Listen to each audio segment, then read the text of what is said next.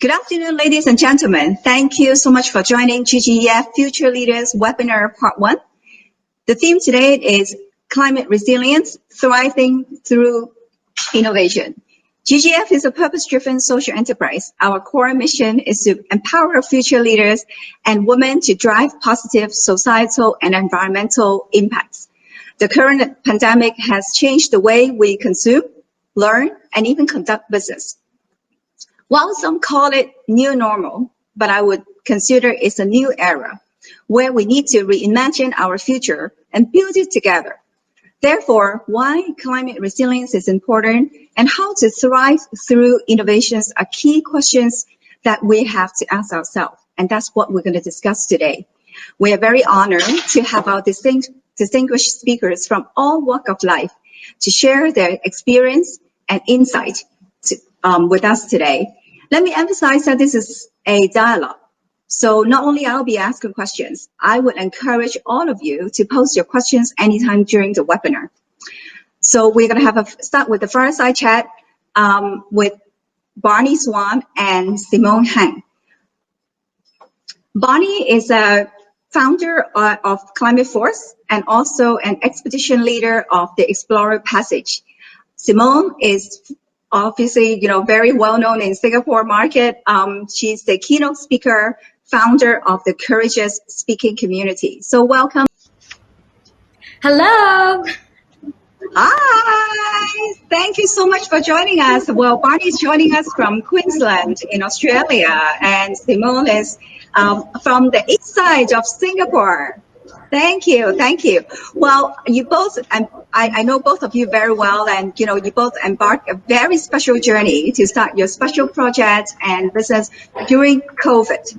So obviously, it's, what you guys are doing is very admirable because it takes a lot of determination and grit to do what you're doing. So let me start off with questions. Why did you choose to start a business, for Simone and Barney, a project during such unprecedented time? This is the questions to both of you.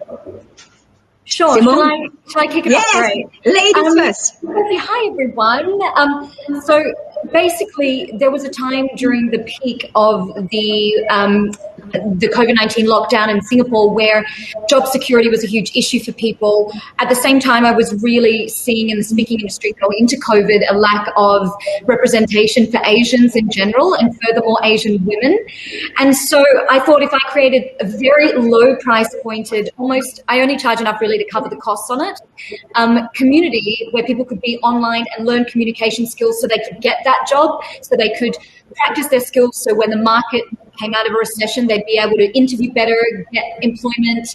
That was the idea about it. And I also really believe, and I hope this is advice for all the young women here, like momentum, and young men on here as well, momentum is really important as well. So even if I was doing something that wasn't to be necessarily profitable business, the action of doing something I knew would create momentum in my life for other things to come and manifest. Excellent. Barney?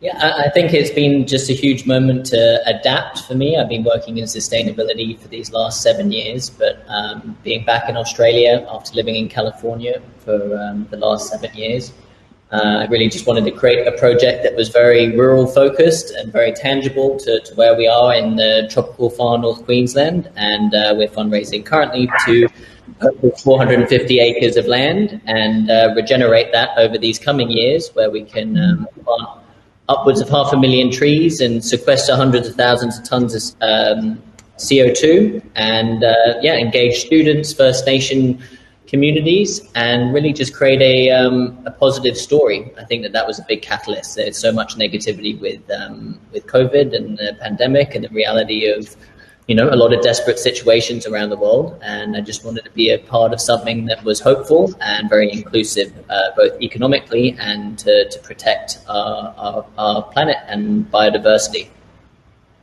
Wow, excellent. Well, I can't wait to see your project. Hopefully we can fly one day. Well, Simone, you are a human connection specialist and speaking coach. Can you please share with us why human connection is so important? I think if you really look at the day-to-day lives that we lead, human connection is a through line. And I was speaking on this before COVID-19. Since 2017, I was researching and speaking on it. So people used to think I was like an idiot before, like no one really, like this human connection thing, like what are you talking about? And then the mental health repercussions of a lack of human connection became very clear. Now, the reason it's so important, the science behind that is when we were evolving as early man in tribes, human connection kept us safe. There was safety in numbers. So our brains evolved over time to kind of crystallize a wiring for connection. And even though our cities have become so technological, so digital, so advanced, the way that we live has changed, that caveman brain still sits inside us. And when we are lacking in human connection, when it is taken from us against our will, not voluntary lack of human connection, which is solitude, which is very healthy, but when it is taken away from us, our body is flooded by fight or flight hormones. So then you have things like anxiety, depression, rage, all of these symptoms of it that we're seeing now, very pervasive in the markets, particularly that are still in lockdown, like in Europe. And so that is why it's so important. Not just on a fluffy level is it important, which a lot of people think it is, but on a science level, it's very, very important for our emotional and physical well-being. Wow. Well, I think, for us to be in a sustainability business, if we don't love people and planet, I think it's very difficult for us to, start off any initiative. And I would say, that's, those initiatives will become meaningless. Barney, I know you started a very, big, ambitious project, I would say, in Queensland. Could you tell us a little bit more about your tropical regen project? Certainly, but before I go into that, I'm curious, Simone, how are you adapting with the human connection, with the fact that whether we're in Europe or in the middle of lockdown, we can't, give each other a hug, handshakes are taboo now. How do you feel like we can be hopeful to adapt, at least the next, oncoming year or so, to the reality that we can't have that physical space, which is synonymous to human connection? How are you finding? What are some good tips and to keep connected despite not being able to be in the same room with someone? Sure. So I say for our immediate future, we will be circulating our connections with our own home and with people that we already know within our workplace, or in Europe, in whatever bubble that you're allowed to be in. And so I want people to connect more deeply. By that, I mean be more vulnerable with the people you're allowed to touch. We need that oxytocin, social bonding hormone you get from touch. So even if you live alone like I used to, if you have a pet, I want you to hug that pet. I want you to hug the people within your own house that you're allowed to. And with your good connections, it flows more deeply. There is also a scientist I just interviewed for my new YouTube, which will come out soon, and he's a neuroscientist. His name is Dr. James Cohn. And what he's been getting, because they're in lockdown where he is in Virginia in the States, he's been getting his entire classes to sing to each other over their virtual classes, because what he's found is the vulnerability that you get from embarrassing yourself a little bit and putting yourself out there leads to a deeper level of social bonding. And there's something really true about that, because all of the interviews that I've conducted, vulnerability is a huge direct through line to really authentic connection. And so he's found a way to do it that is kind of comical, which I love. So Asians, we love karaoke. There's a reason why. We don't like to disclose our feelings. We like to give face. It's part of our culture, which is why in places like Japan, Southeast Asia, karaoke is really popular, because it's a form of vulnerability, actually. Wonderful. Thanks for that, because it is definitely a challenge. Did that help? Yeah, 100%. And I think vulnerability is such just an important word across the board right now, especially with mental health. And I'm doing a lot of work in Singapore over the years. I know that it's taboo to, if you're a student or you're a business employee, if you get labeled as being mentally unwell, they actually don't give you that support, but they kind of put you into a bracket, which I think is really not fair. And I think the mental health link and the human connection link definitely is links to what we're doing out here in Australia with tropical regen. It's a reality that our planetary boundaries are being challenged right now. Biodiversity is being challenged.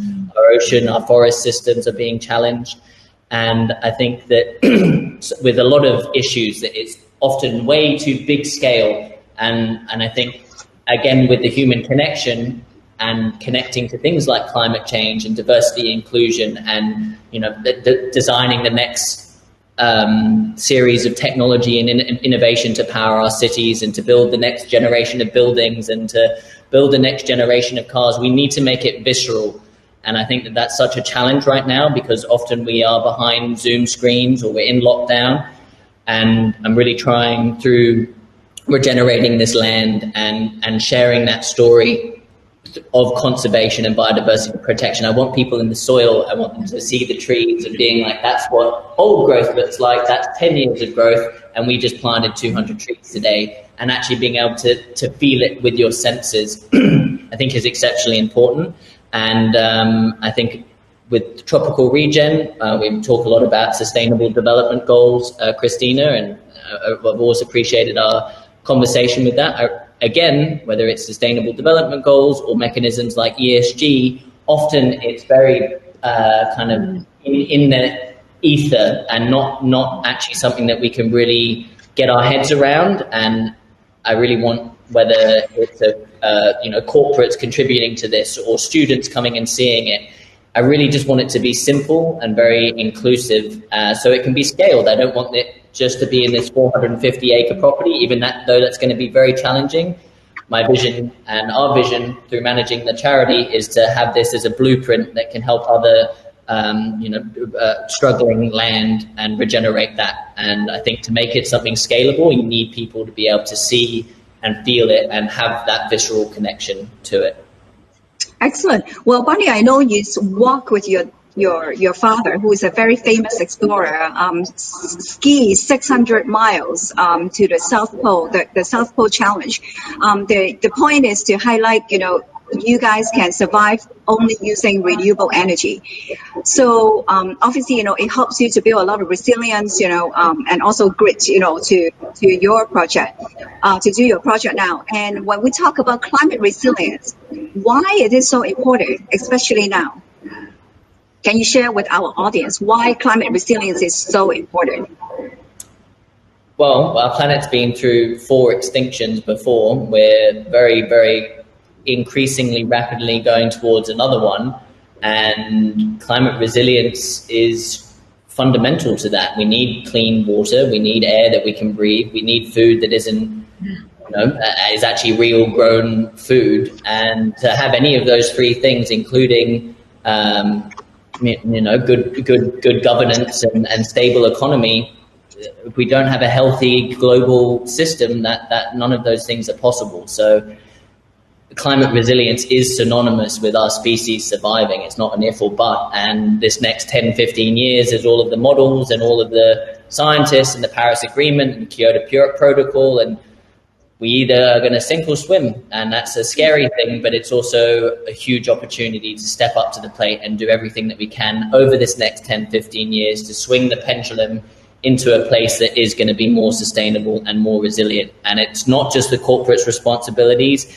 Every single one of us has that responsibility to be a part of designing a more climate resilient future, whether you are, across the board, everyone has that responsibility. And it's just about activating that and making sure people keep hopeful, because it can often feel like there's 7.8 billion people, what is my difference? I'm one person within that.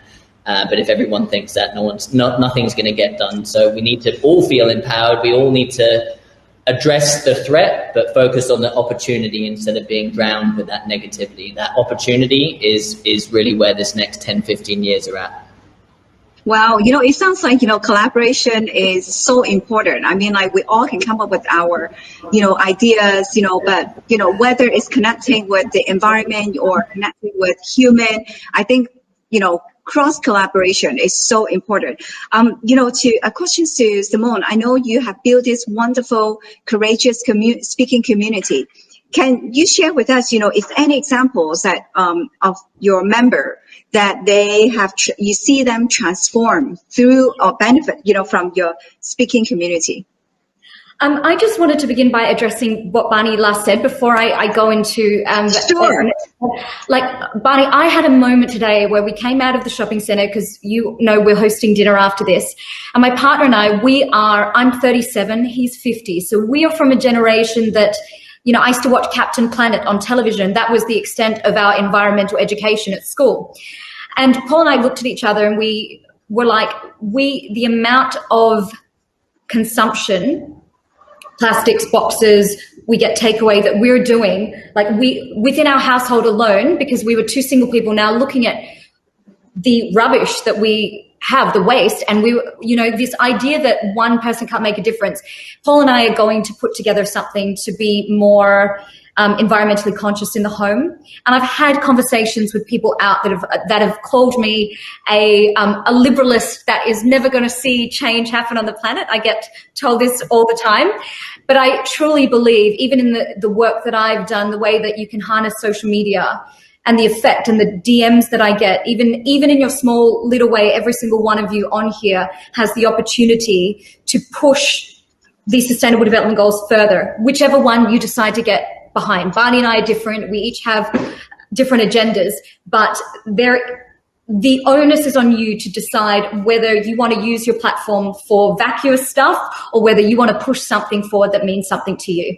And if you take away anything today, I would love you to take away that. But on the question regarding testimonials, look, I get everything because I share very deeply, and I've talked about vulnerability. I put my speeches up, which are very vulnerable. I talk about trauma, loss, grief, things that particularly in our Asian culture we don't talk about publicly. We're told outside of the family, don't talk about those things, okay? And I'm trying to change that, because I think what happens when you bottle that inside you is really dangerous. And I get loads and loads of DMs from everything from people having suicidal thoughts to having grief and loss and wanting to know that we've connected. And then when they join the community, I have seen women go from being absolutely crippled by some sort of criticism they had as children, being shamed at school. I have one client in the community that when she was a little girl, all of the test results, now this would never happen in Australia where I was educated, but my mum was a teacher at the most elite girls' school in Singapore, so I understand that there is a legacy of this. And this young woman she's like 40 years old now, but she remembers as clear as it was yesterday, having the entire grades, marks put onto A4 sheets of paper onto a wall. And the results of, I think it was the A-levels or one of the major exams, PSLE, came out.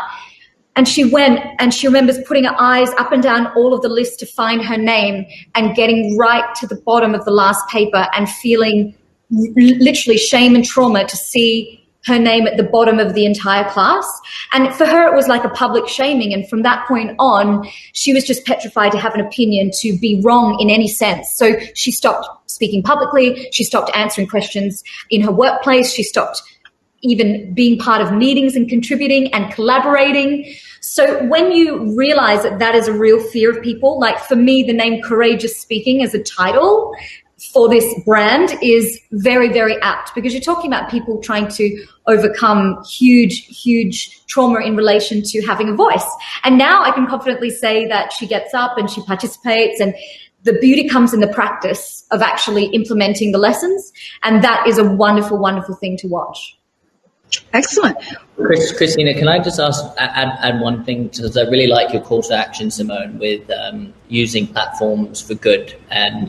But within that, how can you not fall, which I definitely have been aware that I have fallen into, I think being back in Australia for a year and being off-grid in the rainforest and actually having to sit with myself properly for months on end. I think I realized prior to last March that sometimes I was doing good to seek validation instead of doing good for good's sake. And how can you, what words of encouragement can you give to anyone listening to do good on both social media, and whether you're cleaning up rubbish, you're helping out someone who's struggling on the street, you're doing an act of kindness? How can we position and encourage that not to have a recognition, but you do it for the good sake? Because I think it's a big issue. The thing that drives me completely bonkers is when someone's got $100 bill and they're filming it and then they go and give it to a homeless. I know.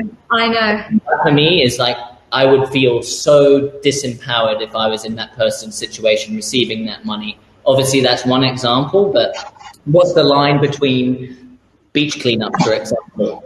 What's the line of doing the beach cleanup because you want to clean up the beach, and what's the line of doing the beach cleanup because you want to take lots of videos and get lots of comments and kind of be seen as doing good instead of doing it just because it's the right thing to do? Can you maybe comment on that? Yeah, sure. So three major points on this. The first one is, unlike Barney, I'm a Xennial, which means I had an analog childhood and then a digital adulthood.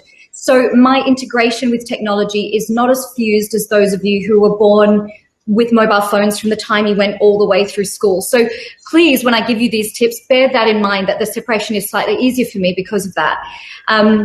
The second thing that I always do the first time I realized that this approach that I'm about to give you was successful was when people stopped commenting on my photos, "Simone, you look so pretty," and started saying, "Thank you for this tip. This changed my life. I got a job interview successfully because of this." And the filter with which that response came from, instead of "Simone, you look pretty" or "you look hot," was when I post anything, even if it's me and I've done a speaking gig and I want to give the speaking client some props, in that caption, I always make sure I give something of value to them. So that could be a tip, anything that is of service. So that's my filter. Before I press post, does this caption and this photo serve people? That is the best mental filter. And that goes whether you're doing a speech on stage, you're going to clean the beach, you're going to volunteer. Does this serve people? And Barney, my biggest grab as well is people videoing their volunteer work. Like I just got put in my application, my Singapore PR, I had 11 volunteer letters from all these places, and no one would ever know because I agree with you. I cringe. Yeah. So I agree with you. But I think that is the lens, is just, does this serve people? Sure, you can put a photo of the beach cleanup, but are you giving the details where somebody can go and do the same? Or maybe in the caption, highlight a few of the organizations in the market of where your following exists, where they can reach out to their organizations and do the same. I think if you put that lens of service, 99% of the time it's going to land right. And take this from someone who had it landing wrong for a million years, because I was in the entertainment industry, and that is kind of what I was told was addictive to people, actually. You know, the younger, the prettier you looked was what I was told was valued by our society. And I have to say, being out of that industry now and being on the other end of it, that validation is so shallow, and I don't even know this, compared to the satisfaction and the true quality of connection you get when you actually serve and nobody knows about it. Yeah. And I think when we approach that we talk with people instead of to them, I think that's a big thing, that it takes a lot for speakers and founders and whatever, that you're with people instead of talking to them. You're on the same line. I think that's an important one. Yeah, you don't talk at people, right? You're not talking at people. Yeah. Well, thank you so much. Before I go into the last questions, I would encourage the audience to post their questions to Barney and also Simone. And as you can see, they come from, two very different backgrounds, and, their focus is quite different. But I would say also there's a connections between instant connections. You can see, between Barney and I'm Simone. a big fan of Barney. Yeah, I feel, it makes my job so much easier that, you guys are asking questions to each other. And I think we probably, get Simone going to talk a little bit, bring on more sustainability or SDG topics, into your courageous community. We always struggle, trying to reach out to people who aren't familiar with the missions of sustainability, or maybe they have no clue, about SDG. So I think it's wonderful. We don't want to just talk among ourselves. So last question to you both is, if you need to give one advice to our audience that could encourage them to make change and bring forth, whether it's social or environmental impact, what would that be? Maybe go to Barney first. Well, it's incredibly cliche, but we really are what we eat. And if you feel disempowered, that the world's going down the drain or everything, whatever, that it's overwhelming, and yet you're still going and eating poor food for yourself. And I understand that if you're in a city, it is expensive to get fresh produce, but with effort and with planning and going to bulk source foods instead of going and just getting lots of individual plastics, or researching and encouraging more vegan and vegetarian options, or trying your best to source locally. I think it can really start with how we feed ourselves. And then above that, what Simone said before, with just how we consume, and with effort and with planning, and not instantly getting that immediate gratification of getting the new iPhone 12 Plus Max, whatever, or getting the new car, or getting the new whatever. There's always this new. And I think I'd just like to finish on the story. I remember being in Singapore, actually, with one of the school talks we organized, Christina, and I remember a 16-year-old kid who looked very tired stood up and he's like, what's the parallel between self-realization and circular economy? And I was like, bravo, dude, you get it. Because fundamentally, whether you're dealing with circular economy or you're dealing with having to deal with being a human in a pretty wacky world, constantly feeding ourselves with external things, or constantly looking for virgin resources, whether it's oil or plastic or whatever it is, to be either circular economy within our asset and our supply chain, or trying to self-realize and actually sit with ourselves. I think both require us to not constantly look for what's out there, but actually work with what we have. And that does require silence, which is one of the hardest commodities that we can sit with. It doesn't matter your salary bracket. It doesn't matter how many famous friends you have, to actually sit with yourself and be quiet and understand the source of your convenience and really where you are going and what you are contributing to in this world. It's the hardest work any of us can do, but it is very, very important, especially right now when a lot of us are being isolated and indeed needing that human connection that Simone is all about. So just a few things there, and I think really just being aware of your emissions, whether it's your mobile phone, which on average uses 1.5 tons of CO2 a year if you're using it 1 hour a day, or just how you travel, how you use your aircon, just whatever, being aware that whatever you do has a ripple reaction, and whether you're dealing with humans or you're dealing with how you consume, if you can bring that awareness up, I really encourage that. But I think it starts with ourselves, especially with how we eat and how we sit with ourselves in silence. Okay. Simone? Well, one of the points that what Barney calls self-realization or self-actualization, I actually think starts with self-connection. So it starts with you. If you don't connect well with yourself, by that I mean if you don't know what you're feeling, when you're feeling it, why you're feeling it, you cannot connect well with others, which means you then cannot make that imprint in the world. Like I said to you, even your voice counts. You can't even get to that next step if you don't have great self-connection. So like Barney says, sit with yourself, get to really know yourself. And an inside-out approach is always the best approach versus the outside-in. Mm-hmm. So some people argue that you can learn more about yourself in collaboration or in confrontation with other people. But I'm from the philosophy that we all have our innate intuition, our innate voice that we need to connect with better. I don't mean that in a woo-woo way, but when your communication with yourself is solid, you can really go out and be a powerful, powerful connector and have great influence for whatever fantastic cause you're trying to champion. And I think that's really vital. Okay. Well, we got quite a few questions, from the audience. I'm going to start off by asking, I think this question is more addressed to Barney.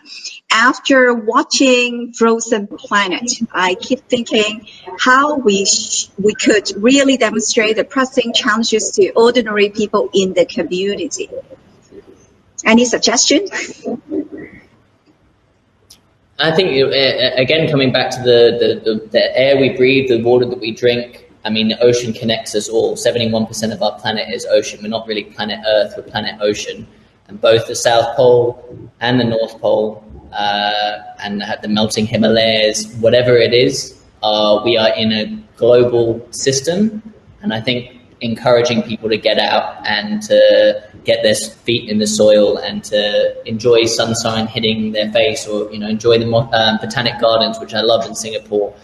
And I think that being outdoors, especially without a roof on you, is the best way to encourage your community and your family and your loved ones just to reconnect with the reality that we are literally on a big blue ball going around a huge hot sun, and that's miraculous. The whole thing is miraculous, and I think the more that we can tap into the wonder of life, whether it's watching something like Frozen or Planet Earth or whatever it is, that's a way to do that through technology. But even just having your feet in the soil is so powerful.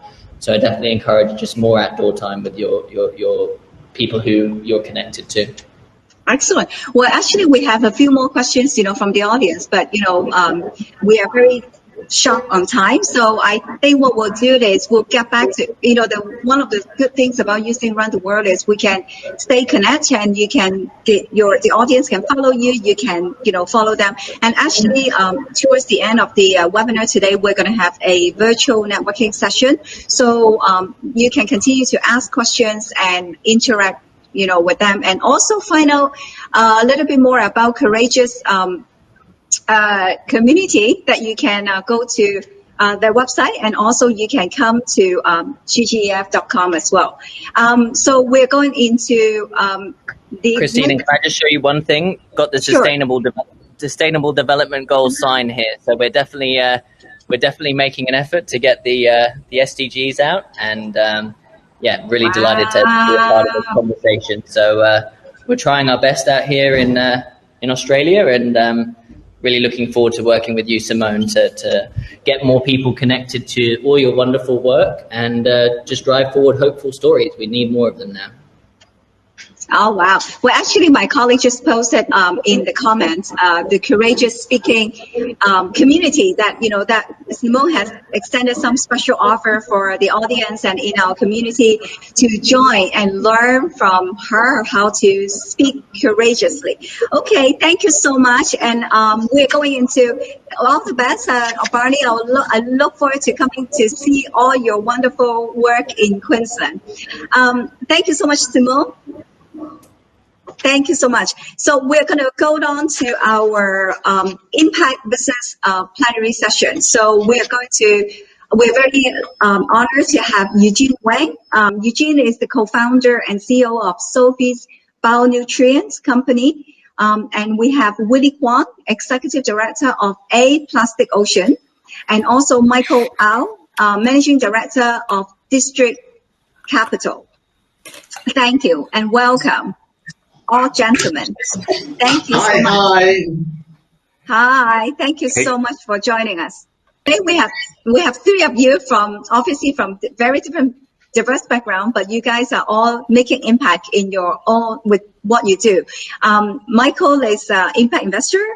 Eugene is in food tech industry, and Willie is in NGO and working on the solving plastic issue. So shall we kickstart by Michael? Maybe you can introduce yourself and tell us a little bit more about what you do with impact investing. It's such a hot topic now. Everyone talk about it, but exactly what you do. Sure. Thank you, Christina, for having me here. So I run a firm called District Capital. It is one of the departments of a single family office here based out of Hong Kong. And we look at investments in a way from a sustainable and an impact angle, looking to eventually roll out these strategies across the family office as we mature and we understand the ways of doing it. We're interested in things that will increase the health and biotech impact on the world, sustainable food, such as Eugene's business, and also climate-related technology. So those are the three kind of main categories we're interested in, and I'm looking forward to jump further in later. Okay, excellent. And Winnie, can you tell us a little bit more of your work with A Plastic Ocean? Yeah, so sure. Plastic Ocean, so we produced a film a few years ago, which is on Netflix, talking about all the plastic pollution issues and also the possible solutions. So right now, we are based in Hong Kong, and also we invested quite a amount of our time and resources into the sustainable pearl oyster cultivations. So maybe you have heard of in New York, in Sydney, there's 10 million oyster projects using oyster to clear waters. But Hong Kong, we are doing something different. apart from just cultivating oyster, we are cultivating pearl oyster. So we will have beautiful pearls in A grade that can go into accessory, Chinese medicines. So we have a small farm. We have a small pearl farm in Saikong. We are expanding this business, this social business. So would love to hear more about how we can make our portfolio look better to attract investors. This is not our strength. We are NGO. We are always looking for foundation support, but we want to get into we want to advance this kind of projects into a bigger scale and also into more impactful environments. Looking forward. Okay, thank you so much, Willie. I know you're doing a lot of innovative projects in Hong Kong, so bravo to you. And Eugene, can you tell us a little bit more about what you do at Sophie's Bionutrient? Yes, so Sophie Bionutrient is actually my second startup. I was born and grew up in Taiwan. My family, 4th generation Buddhism and 3rd generation making vegetarian food. And so when I learned my daughter Sophie is allergic to shellfish, I'm a person kind of want to use some technology, science to solve the issues that I saw on hand. So I started to use my family technology to nimble some plant-based shrimp for her to play with. And then my friend suggested me that I can start a business like that. So I was literally the first one in the world. Stupid enough, back in 2010, it was a little bit too early. But then luckily we survived a company called Sophie's Kitchen. The company is still running today. But then the last 10 years or so, when I was running this company in California, I got a lot of consumers ask me how are your products compare nutritionally to the real seafood? So that got me thinking. That's how I was embarking on this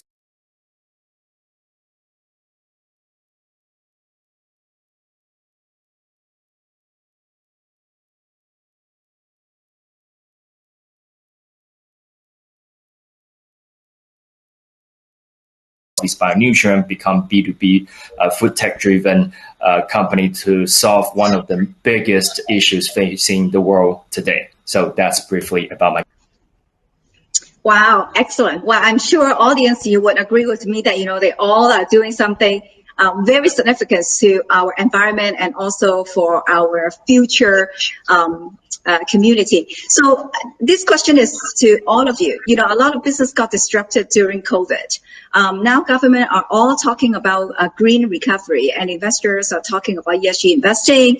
So in your own opinion, why do you think such initiatives are so important now? Willie, I know you also work very closely with the regulators as well. So, why do you think it is so important now? Yeah, because this is the point of view from NGO sectors. So we have a feeling without the ESG, without the regulations, corporates always see green and sustainability as a marketing technique, also corporate marketing. So the impact is small, minimal, and also we cannot touch the core of the business. So right now, with the global attention on a better business and also the ESG investments as well as all the ESG reports, I do see corporates are more eager to attract the new generation customers and also as well as the investor. So they are more eager to have NGOs, universities, scholars to work along with them to transform their business. I do see this as a good sign. So we can do some long-term planning with the business, and it's no longer talking about project-based collaboration. It's not just purely for marketing, though marketing still play a big role in it. So I guess it's a good sign. Yeah, somehow the environment's shifted and also giving us NGOs, the scholars, academic, and assets into it. And Eugene? I think COVID-19, if anything, just brings the world a lot of crisis, a lot of problems. Should I say it exposes a lot of the crises and problems we never foresee before. Say, for example, the food security issue, food supply chain issue. Before, corporates are driven for profit, driven for economies of scale, driven for efficiency. So they never thought of redundancy. They never thought of what happened if natural disaster or pandemic like this hit. All of a sudden, all the basket is in one place, meaning that all the beef was produced by one, were slaughtered by one slaughterhouse, so on and so forth. And then all of a sudden, because the COVID-19 hit, no one can go to work, so no beef can supply to the market. I think things like this exposed quite dramatically during this pandemic. And so it's not just limited to food. It's actually spread out to even semiconductor. And so people, governments, and companies starting to realize bigger is not better. The efficiency we're so pursuing before is actually not the answer to our future. The future needs agility. The future needs sustainability. The future needs creativity. So we got to think of a new solution that is able to cope with the future problems we have, instead of looking back, doing the things that we keep doing over and over. Because this COVID-19 just proves that in the new norm, especially when because of global warming, because more population, when more and more uncertainty surface up, we got to have a plan B, possibly even plan C and D. And I think after COVID-19, this just proves it so vividly. What about you, Michael? What's your view on that? I echo what Eugene said, and I expand on that. I think that in the past few years, we've observed multiple black swan events, viral outbreaks in the human and animal ecosystems, severe weather activity, wildfires. They're all increasing in frequency. I think COVID really brought the world to its knees. I think it's very obvious this is connected to the way we have exploited our society and environment, and our economic system's fixation on growth at all costs. I think it's basically our planet's way of reminding us that we are just a part of the ecosystem and we should know our place. I think that this is a wake-up call. I think it's a challenge to our business as usual mentality. And I think it's encouraged people to question not only their own actions in everyday life, being more mindful and neighborly, reducing their own carbon footprint, holding governments and large corps accountable. That's all great stuff, but it's also very important to look at how investments can align with the values, because no amount of conscious lifestyle actions can offset, say, if your retirement fund is heavily invested in fossil fuels, in companies which exploit slave labor. So I think that, ESG and sustainable investing is a mega trend now, but I would say that in a few more years, it'll just be seen as the norm in investing and the way that investors consider their investment strategy.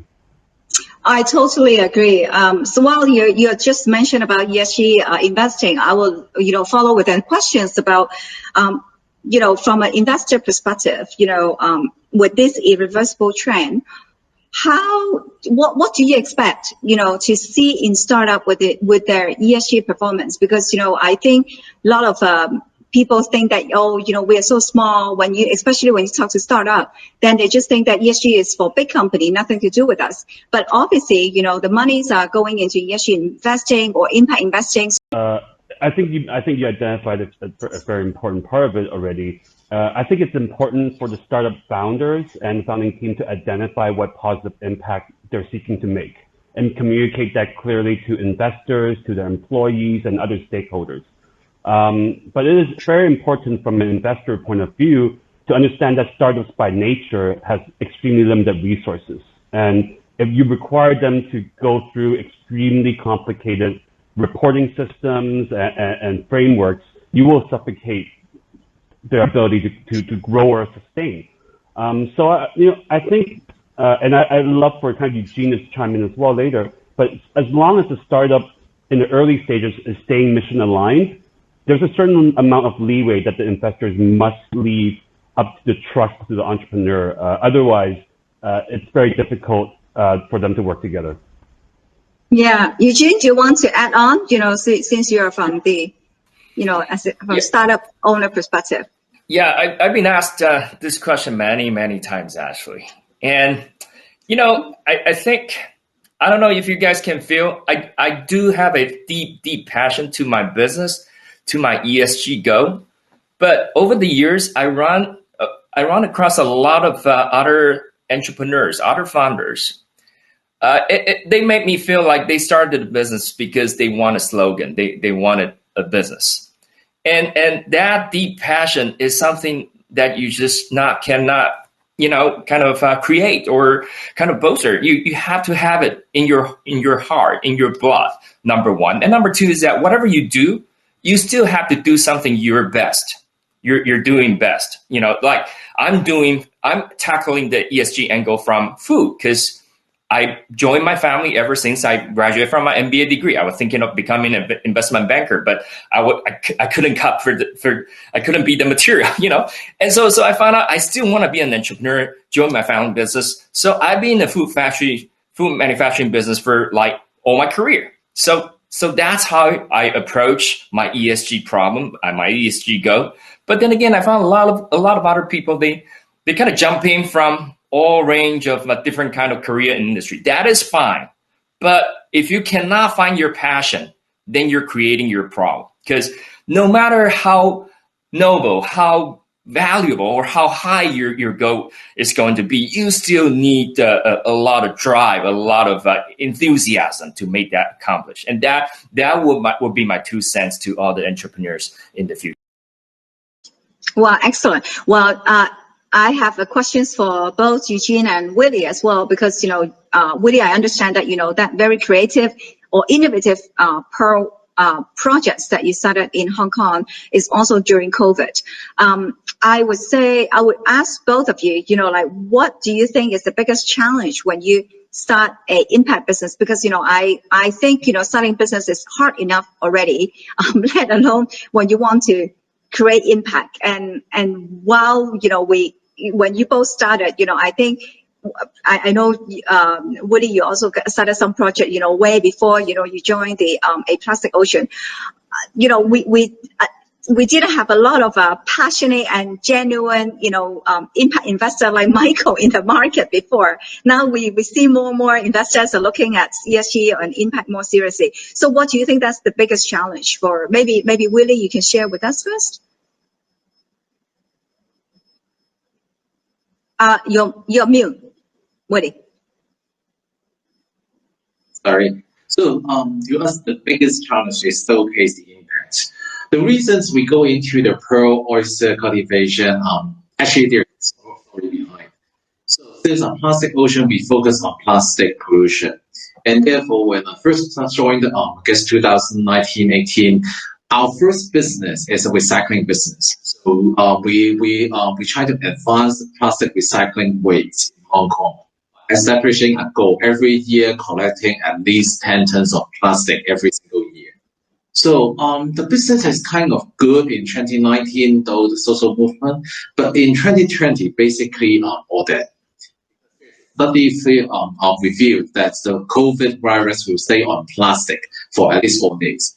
And then all our recycling business is basically mandatory stopped by the government. And therefore, at that time, we are very struggle. And at the same time, as maybe some of you have heard of it, the recycling business actually use a lot of water. So when we create this kind of business, we keep on thinking how we can neutralize our water footprint, how we can, just like carbon footprint, how we can neutralize it. And then we think of the oyster. And we look out and reach out to see whether or not this is a possible solution. And we find out oyster farmer using a very simple way. So that's why we joined 2 business into one. But for the entire 2020, our recycling business all paused, all everything stopped, even our factories. So we're just trying to advertise, promote the business, the concept, and the story of the Pearl business. So it's still very difficult to talk to our corporate partner, our potential funders, why a Plastic Ocean get into this kind of Pearl industry. The story is not complete at this point. So the storytelling, the COVID real impact basically is on the storytelling, how we can try to visualize our impact to our potential funder or investors. So kind of challenging year, but somehow we survived. Yeah, not very good, but still surviving. Okay. And Eugene? So the challenge I would say in my case are twofold. But the first one is actually, I guess I was a little bit luckier, is that the first challenge is where you want to go and what you're going to do. And I guess in my case, I was a little bit luckier because, I got a lot of the inspiration from the ocean. I got a lot of inspiration from my daughter. That's why the company was named. But that's not the case for a lot of my fellow entrepreneurs who want to get into this field. Is that, it's hard. It's really hard to think of something that is something you're good at, and then that's not too competitive, too many people doing it. So I think that's the first challenge. And like I said, I was lucky enough that I found a big topic, a big thing to do. But the second challenge is more is going to be more problematic, especially for the Asian entrepreneurs. Is that I think finding money is not easy, especially here in Asia, because we're talking about ESG, talking about sustainability just not too long ago. Even for Asian entrepreneurs back in North America, it is not so easy as well, because I guess because a lot of Asian entrepreneurs like me, we don't know the access to the right network, and so you can't get the money. And here in Asia, I still feel like a lot of the investors they're so diving into the deep tech, into AI, IoT, SaaS, whatsoever. Anything outside of that realm is kind of hard for them to understand. And obviously, I think Asia has a lot to do, especially investment community wise, a lot to do to catch up with Europe and the US in terms of the ESG sustainability investment. We're just talking about it in just the last 3-4 years, while the rest of the other developed countries in the world, they've been talking about it, if not 30-40 years, at least 10-20 years. So I think there's a long way for Asia to go, and that could be the challenge for the entrepreneurs coming out of this part of the world. That's just what Okay, well, thank you so much, Eugene. I have one more technical questions to ask, because we hear a lot of plant-based food these days, but as a consumer or even investor, I think we get all very confused. What is the difference between plant-based, cell-based foods, and the technology that you're working on is microalgae fermentation? Can you tell us a little bit more so that we, audience can, get a little bit more savvy when it comes to plant-based food, so it's not, it one fit all. Right. So the term plant-based food we call today are referring to all the foods that's made from the plants. The plants we're talking about are soy, wheat, pea, chickpea, maybe, So those plant-based foods are made from real plants that's grown in the open field. Now, the biggest difference between cell-based food and plant-based food, and also microfermentation, which is us, is that microfermentation and cell-based food, we're all talking about a bioreactor, meaning that instead of growing everything out in the open field, we grow in the cell-based meat and seafood cases. They grow the animal cells inside the bioreactor, while we, microfermentation industry, we grow all kinds of micro in this bioreactor. And then, as you can imagine, if I enlarge this to 100 tons, I can grow a lot of meat or seafood or a lot of fungi or a lot of microalgae, tonnage-wise, inside this bioreactor in a very short time to supply the market. Whereas no matter animal farming, agriculture, or aquaculture, you all need a lot of space to grow the foods. So this, compared to this, that is why cell-based meat and seafood and microfermentation will be the future. In our industry jargon, this is called bioprocessing. Previously, bioprocessing is for pharmaceutical. Now we're saying that bioprocessing should be applied to food production as well. So in a nutshell, this is what we're trying to promote to the world. Okay, excellent. So, Michael, if you need to give a young entrepreneur or someone who wants to start impact business, some advice, what would that be from an investor perspective? Sure. I think that especially for impact, but I think for all entrepreneurs, it's really important to align purpose with your capabilities. Again, like what Eugene said, I felt like I'm plagiarizing him. One of my first questions to entrepreneurs is all the things in the world which need work on. Why may you be uniquely positioned to solve that particular problem? Is it because the technology has matured? For example, of food tech. Is it because the market situation is aligned, such as renewable energies being on price parity as fossil fuels? Is it because you're tapping into a unique team with unique skill sets?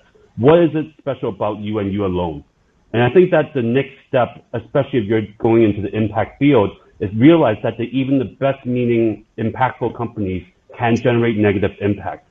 So that your solution means justify its end results. There are a lot of unintended byproducts to your journey. Right. Okay. Well, a question to Willie is, can you share with us, like how an NGO play a critical role in climate resilience?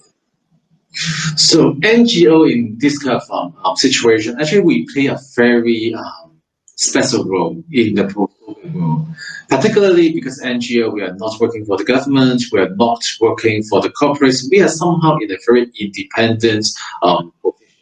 And therefore, somehow we need to strive, or we need to try our best to gain public abilities by doing the proper work, spending the money in the righteous way. So if anyone working in the NGO field, I guess this is a very important question, what we are trying to talk to the world in terms of education, in terms of advocacy. So this is, I guess we are at a very special point right now as an NGO, as an independent organization, how we are going to survive, how we are going to navigate the change for good. Okay, excellent. Well, if you need to give an advice career advice to your son or daughter who's graduating from university this year, what would that be? Michael? My daughters are in kindergarten, so my advice for them in 20 years might be a little different. But I imagine what advice I'll give myself when I was a fresh graduate is know the difference between pursuing your passion and serving your purpose.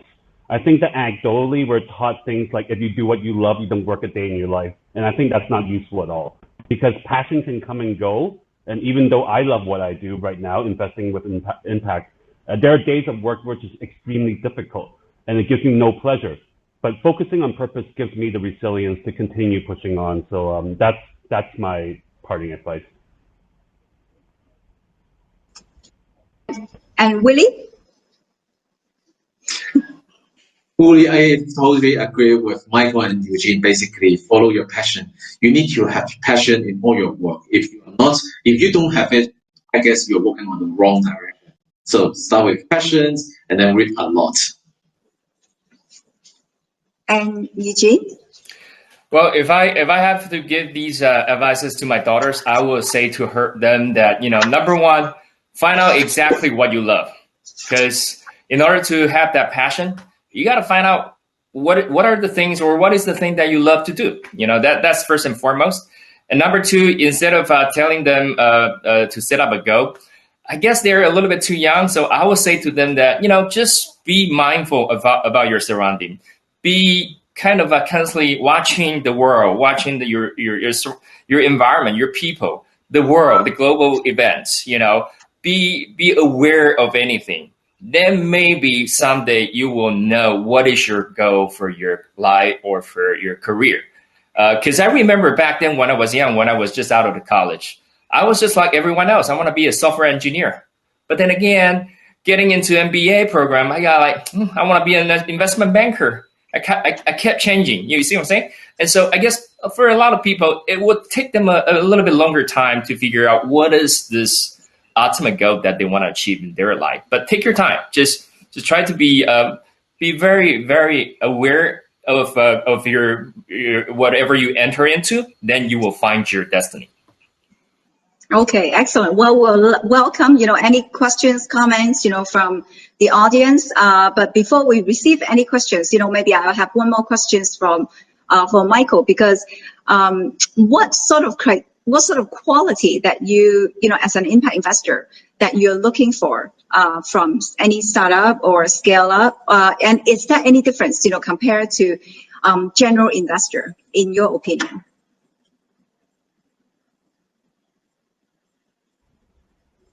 Well, I operate in the kind of venture capital end of the space, really early stage investing, and I think that the mantra of venture capitalists saying the bigger the addressable market, the better chance of success. And I think as an impact investor, I think that what bigger market than the world's biggest problems? The world's biggest challenges are our biggest business opportunities. So I always try to look for founders with that vision that they make a change that would be worldwide or even multi-planetary. I think that's one of the main criteria, is that ability to see beyond just the local market, local solution, but actually produce a value add for all of humankind. Excellent. Well, we got questions in here.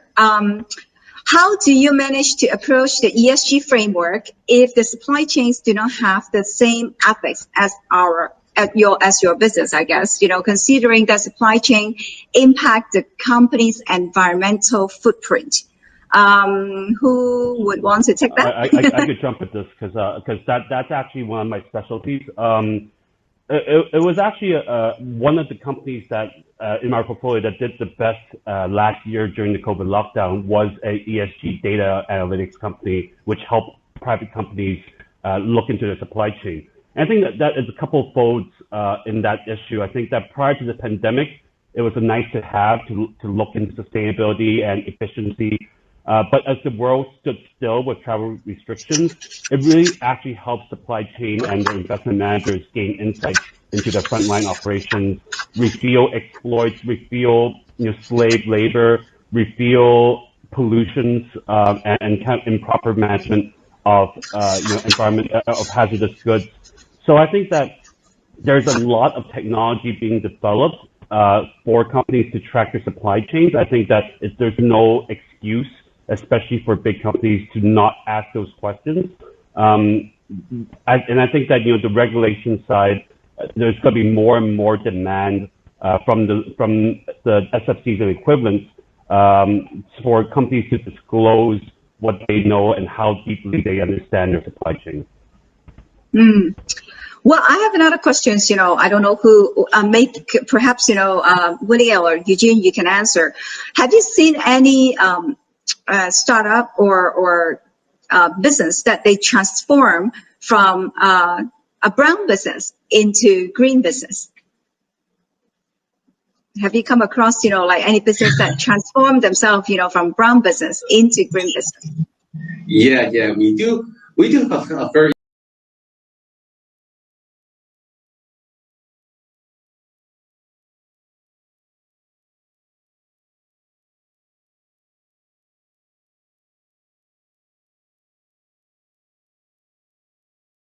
because of the filtration rates.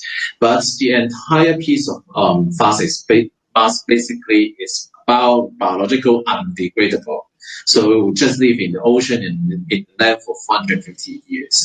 So right now, Plastic Ocean is partnering with a mask company, trying to produce the biodegradable face mask. So they are trying to spend huge amounts of money, resources, and also adapt technology back into Canada to produce this kind of green mask. We are supporting them along the journey, and we do appreciate their commitments because they are also family-based mask manufacturer, and they want to do something for the kids, for the next generation. So we do really appreciate. Excellent. I think that's all the questions that I have from my side, and I don't see any more questions coming from the audience. So thank you so much for your time. Thank you so much for sharing your experience and insights. And let's stay in touch. I think, as I mentioned earlier, that this platform offer everyone's to stay connected, or maybe you can connect with each other separately on LinkedIn. But I think it's really nice to bring the community together, and we can share resources and thrive through innovation. Thank you so much. Next one, I'm going to bring on Thomas Maillard. He is the president of Open Geneva, senior lecturer of at the University of Geneva. So thank you so much for joining us. I know it's very early for you, Thomas. And I think I'm going to pose 2 questions to you, and then I'm going to let you to share with us why the UN Sustainable Development Goal, for short, SDG matters. Why SDG matters, and what's the point of SDG educations? Because I know you're heavily involved in promoting it. So I'm going to leave the screen with you so that you can share with our audience for 10-15 minutes, on those 2 topics. Thank you, Thomas. Thank you, Christina. Good afternoon, everyone. I'm very happy to talk to you from the Singapore of Europe, here in Geneva, Switzerland. And as you know, Geneva is the main headquarter of operational headquarter of the United Nations. We are very proud to have an entire neighborhood devoted to international organizations here in Geneva. And for the last 4 years, we have been very busy with the University of Geneva, with the University of Tsinghua in Beijing, and with the United Nations to set up an education program for students to become innovators for the SDGs. So not only startup founders and innovators, but innovators with already kind of a mindset and the tools and knowledge about how we can change the world in a positive way. And so that's kind of the topics I'm going to cover in these 10 minutes, and also talk a bit more about our initiatives.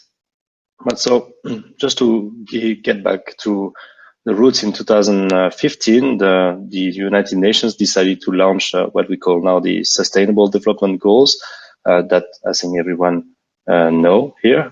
It's 17 goals to make the world a better place in a variety of domains, from reducing hunger to increasing health, providing quality education, building better and more responsible infrastructures, protecting water. I saw there was the founder of a foundation on plastic in water, to remove plastic, I suppose. That's kind of these goals. They have been categorized. They have been how can I say that?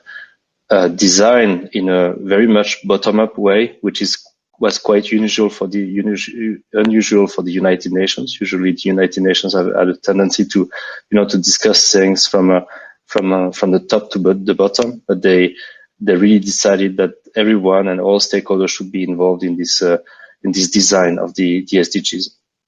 So I was, at the time this was designed in Geneva, I was at a researcher at UC Berkeley. But when I arrived at the University of Geneva, an important foundation in Geneva decided to fund a program, the one I'm going to talk about, which goal was really to set up an ecosystem of innovation in Geneva for the SDGs. So that's what I've been busy with in the last years, and this was quite a good move, I would say. Very, very interesting move. So now the goal was, on the one hand, I mean, United Nations, we don't want to criticize too much, but there's a tendency to bureaucracy. There's a tendency to to talk a lot about things, but not do enough. And I think now many agencies in the United Nations, they realize that it's not time to talk anymore. It's really time to act. And if the United Nations want to push this feeling that we have to act, they should also do that for themselves. So what we deliver in our education program is a new generation of innovators, not only for startups, but also for people who are going to work with these organizations and to drive change for the good in these organizations, or through these organizations to the beneficiaries of organizations that we have in Geneva. Just to name a few organizations, to be very concrete, we have the UNHCR, so for refugees. We get the ICRC, the International Red Cross Committee, the World Trade Organization, the International Office of Labor, and World Health Organization, which is very popular at the moment, or not, depending on which politicians we are talking about, and many others. So I just was name dropping here just to show you how much operations are going on in Geneva. And these organizations, they are really now feeling that they need to change, and they also need to deliver support to their beneficiaries in a more efficient way. So you get really an ecosystem here in Geneva that has developed and we have contributed to it. We are not the only ones to actually really make Geneva a hub for innovation for good. And I think it had already existed before 2015, but now, sort of the SDGs have aligned focus of people. So now there's sort of a common language. So before there would be some actions by some humanitarians in one side and some other people at United Environmental Program working on, I don't know, climate change. That's the topic of today. Some other working on labor. And now what we see is that with the SDGs, actually these people, they have a common language and a common way to work together and to find ways to act together. And this is something really amazing. And so that's as I would say, the context of Geneva. And Geneva is a small city, much smaller than Singapore, but it's also a place where usually, without COVID, every week thousands of representatives from all countries or from companies are coming and visiting and maybe lobbying. I mean, we can also see it this way for their interest and discuss about in a multilateral the problems of the world in a very concrete manner. So I think that's what makes Geneva unique.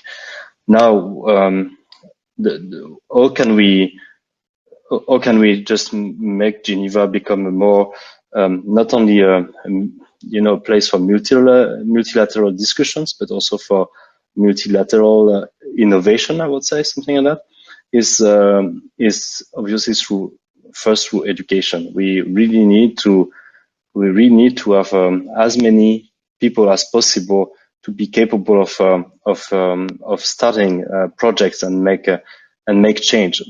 And I think what our education program is really based on hands-on learning and challenge-based learning. So we organize a lot of hackathons, of design thinking moments. We connect our students with technical experts, but we believe that technical experts alone cannot really make the change because they tend to be over-specialized. So we really want to have an open innovation ecosystem where actually people come and talk and they exchange a lot and they can exchange and integrate knowledge in a collective manner. And so part of this program that we run jointly with Tsinghua University, China is very active in this topic of the SDGs, has taken a role of leadership. There probably are political reasons, but if you go to a Chinese city, you might understand that there are also probably some existential issues. I mean, when you see the size of the cities, obviously, any change in climate or in environment might have dramatic consequences. So I think my view is that that's the reason why they are super motivated with the SDGs and making the world their world to start with a better place.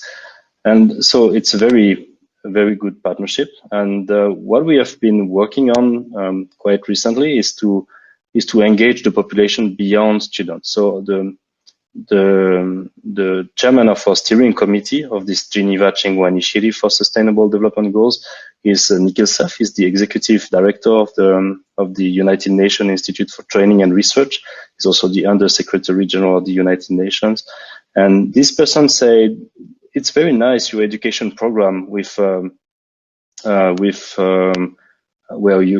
which you are educating, I don't know, 50 or 60 students every year in a master program." But he said, this is not enough. We need to go into 10,000s or hundreds of thousands of people that are going to be aware of the SDGs, get the skills to actually innovate and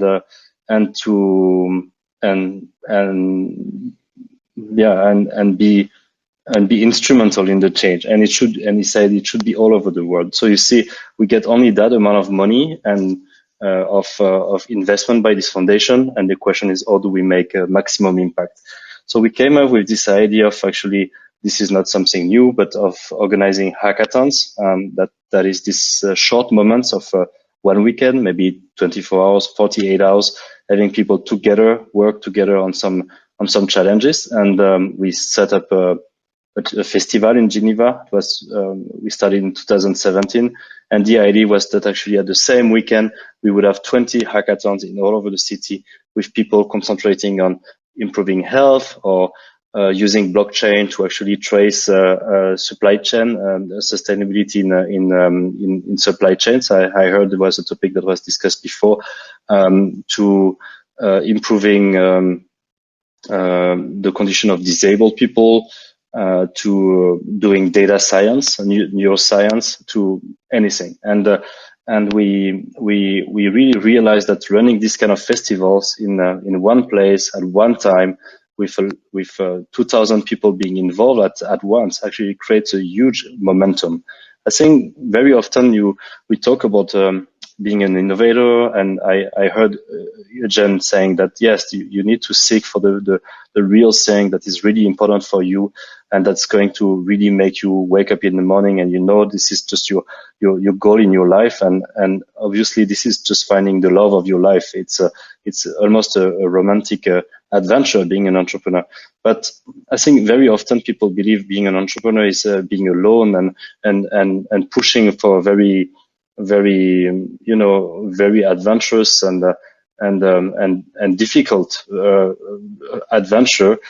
And we believe otherwise. We believe that actually the way to go when you want to overcome a challenge, especially pertaining to improving the world, you need to build community. So we strongly believe in open innovation. We believe in you got an idea, you have to recognize your idea is not good enough. You have to bootstrap. You need to reach out to people to actually improve your use case, and then some of the people you're going to reach out, they're going to say, well, this project is great, I want to give a hand, and then they become part of the community. And this is really the way we believe that we can really overcome the big challenges of the world.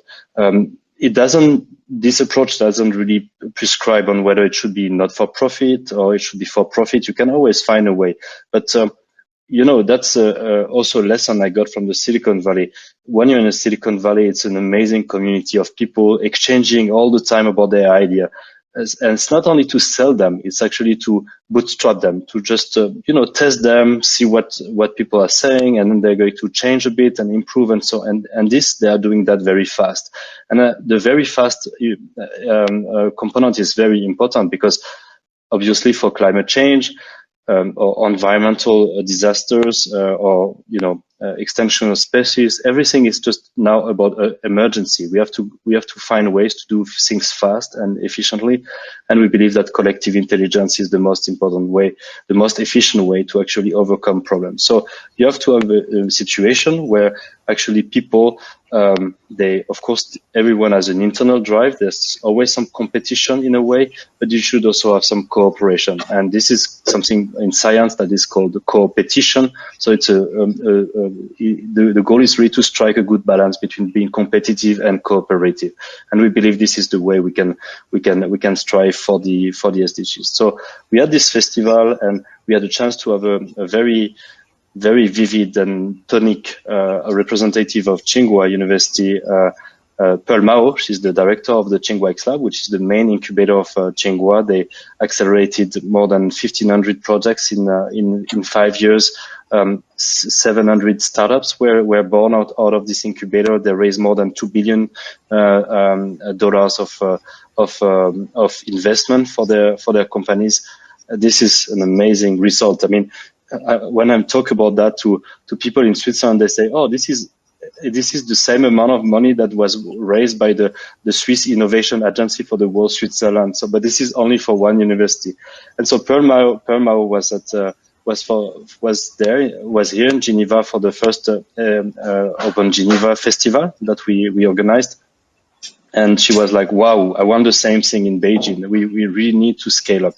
And 2019, we had the chance to organize what we call SDG Open Hack Tsinghua, and it was immediately a success. They did that within Tsinghua University, but Tsinghua University is a big university, so they gathered, I think, 13 hackathons and 500 participants, which was really great. Not only students participated, but also alumni, professors were around, researchers. I was there, and it was just an amazing party. And I was really impressed the way our colleagues at Tsinghua they could engineer that. And then 2020 came, and we had to cancel our festival because of COVID, but our Chinese friends, they were lucky enough that their schedule was to do SDG Open Hack Tsinghua at the end of November, so they could hold it again. And I think this year they were into 20 hackathons and 1,000 people. So I know, I guess now you imagine where I'm heading to. You know, you have the Under Secretary General of the United Nations saying we need to educate hundreds of thousands of people to innovate, and to give them like the root minimum to actually get to be potent in actually getting things done and get started to get things done for the SDGs. And now what we are heading to with Pearl Mao principally is to actually replicate these festivals of open innovation everywhere all over the world, and hopefully Pearl Mao is concentrating on China, which is a huge market, I would say. And we have she told me she wants to get all universities in China be involved, and I asked her gently, what do you mean by all universities in China? She said, "Oh, at least 1,000 universities." Okay, great. This is just another scale, you know. Maybe in Switzerland, maybe if we have 30 universities, it's already a lot. But she was like, 1,000 universities. Okay, great. Let's go for that. And so we also got approached by Christina Lee to organize SDG Open Hack in Singapore, and I think now we get started to work very hard on setting up such a festival. She might want to say a few words in a minute, but I just want to conclude she might want to say a few words on this, but I want to conclude on my part. We really believe that one way to go to overcome the SDGs is to go fast, and to do that together. And we have to think of innovation and entrepreneurship as a community, as a problem for communities, as a thing for community. And recently I read an essay by Jonathan Franzen, a very famous American author in the New Yorker.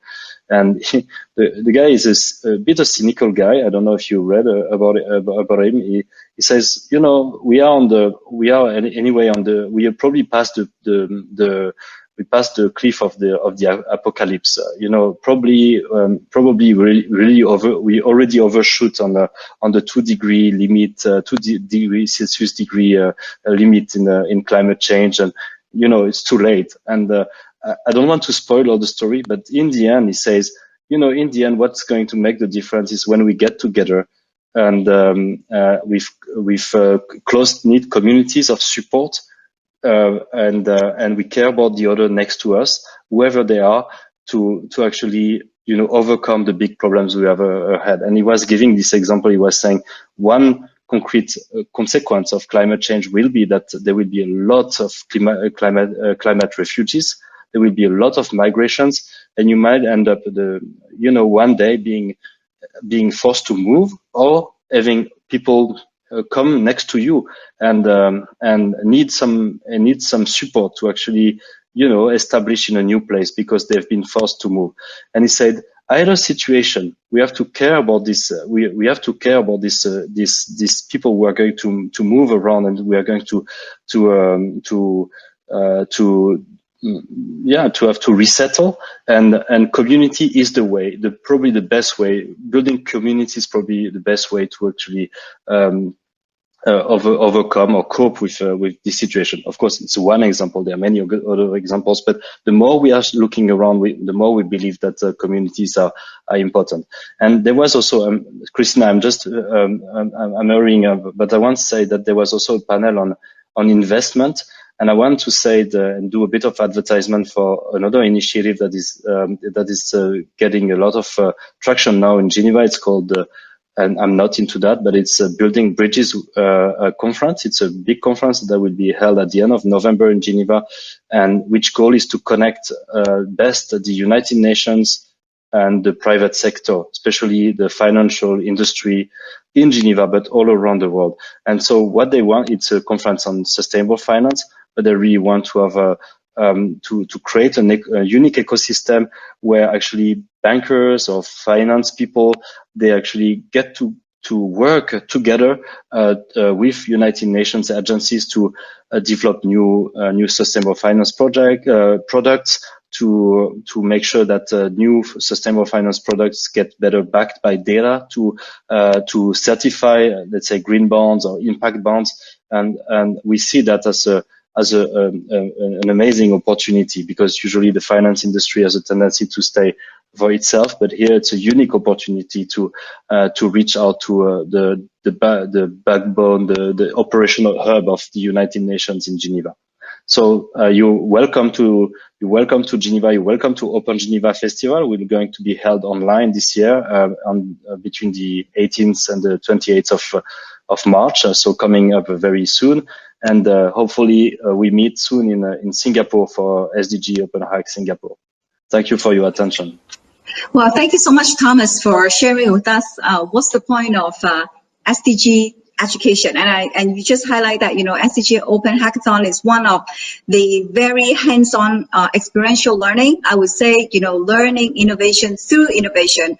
And I had the privilege to participate in the Tsinghua Live, event in 2019, and also a couple Open SDG program online last year with Geneva, University of Geneva, and also Tsinghua. So it is our privilege to bring the program, working with you and working with Paramount to bring the program to Singapore and hopefully other countries in Southeast Asia as well, because we know and I witnessed firsthand, how the students transform and how important it is about collaboration, not only just within a university, but cross university and cross country. I just listened to one of the team who came out from the summer program that they had students participated in Europe and US and students in India, and they were solving issues in India. And it looks like the project, didn't really look like a business plan at the beginning, but after many months of, like you said, seeking advice, working with people, discussing and fine-tune, and looks like this is a project that's ready to go to the market somehow. So I think it's excellent. Thank you so much. Before we go, and before I deliver a very short closing remark, I think it's very, very good opportunity for us to test out the tools to do a group fee. All right, thank you. So we are going into polling. There's one question that we want to ask the audience. Wow, okay. I consider it's a very successful webinar because 100% everyone got inspired by our speakers to take climate action. I think that's great news. Excellent. Well, thank you once again for our corporate partner, CDL, media partner, Green is the New Black. Also our network partners, A Plastic Ocean, Courageous Speaking Community, Climate Force, TBLI Group, Tsinghua X-Lab, Friends of the Earth, Resolve, Women for Green, and Singapore Sustainability Academy. We'll be running the second part of the Climate Resilience webinar. Don't forget to sign up and share with friends and colleagues. I think for those of you who made a great effort to sign up for Run the World, you'll get familiar with it, although it is a new normal. So this is the new platform and technologies that we're going to use, going forward. And feel free to send us your feedback. We'd love to hear from you. Last but not least, the Women Eco Game Changer Award, which is our annual event, is open for submission and nomination. This is the first award in Asia that gives recognitions to women entrepreneurs who use innovations to create positive societal and environmental impact. Please visit ggef.com to find out more about different categories of the award and how you can submit your application or nominate someone you know. And thank you so much for spending the afternoon with us, and we'll see you again